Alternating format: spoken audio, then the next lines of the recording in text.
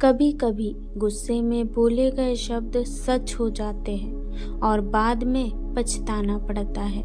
ये स्टोरी आपको रुला देगी। मेरे पति रात को 8 बजे ऑफिस से घर आए।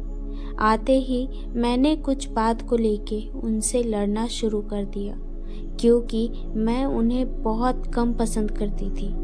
पति ने कहा, मुझे खाना तो दे दो, दिन भर काम करने के बाद मुझे भूख लगी है।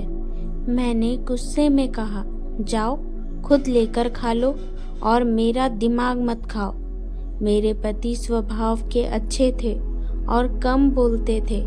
मेरे द्वारा बोले गए कड़वे शब्द और मिसबिहेव को सहते रहे और मैं उनसे पूरी रात लड़ती रही। सुबह मेरे पति ने मुझसे कहा, मुझे नाश्ता दे दो, मुझे ऑफिस जाना है। मैंने गुस्से में कहा, तू मेरा पीछा कब छोड़ेगा? मैं तुझसे तंग आ गई हूँ, भगवान करे तू मर जाए। मेरे पति बिना कुछ बोले और बिना कुछ खाए ऑफिस चले गए। मैं अपने बच्चे को स्कूल से लेकर वापस घर आ रही थी तो मैंने देखा कि मेरे घर के सामने बहुत भीड़ लगी थी। जब मैं घर के करीब पहुंची तो बिल्कुल हैरान रह गई और देखा मेरे घर के सामने मेरे पति की लाश पड़ी थी। मेरे ऊपर जैसे दुखों का पहाड़ टूट पड़ा था। मेरे हाथ पैर कांपने लगे थे। लोग आपस में बात कर रहे थे। इतने होनहार और संस्कारी लड़के को कार ने रौंद दिया। सभी की आंखों में आंसू थे।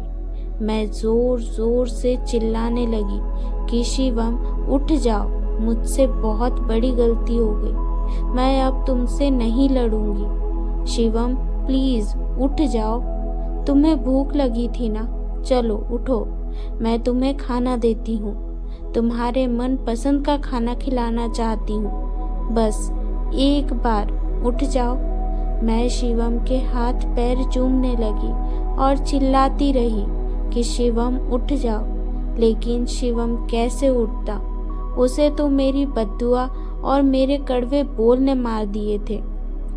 रोते रोते मेरी आंखें सूज गई थी। शिवम के जाने के बाद दुनिया बेरंग नजर आने लगी। मेरे अपने मुझसे मुंह मोड़ने लगे।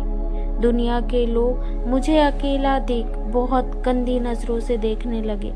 मेरी बेबसी और अकेलेपन का फायदा उठाकर मुझसे मेरा घर छीन लिया गया। ससुराल वालों ने मुझे एक छोटा सा हिस्सा दे दिया। अब मैं उसी में पड़ी हूँ बच्चे के साथ। शिवम के जाने के बाद मैं अब रोज रोती हूँ और एहसास करती हूँ कि पति चाहे जैसा भी हो, लेकिन औरत के सिर का ताज होता है। अंत में बस इतना कहूँगी कि आप अपने सर के ताज को संभाल के रखना, वरना जिंदगी बेरंग हो जाएगी मेरी तरह। दोस्तों, आपको ये कहानी कैसी लगी कमेंट करके ज़रूर बताएं और चैनल पर नए हैं तो सब्सक्राइब करना ना भूलें। धन्यवाद।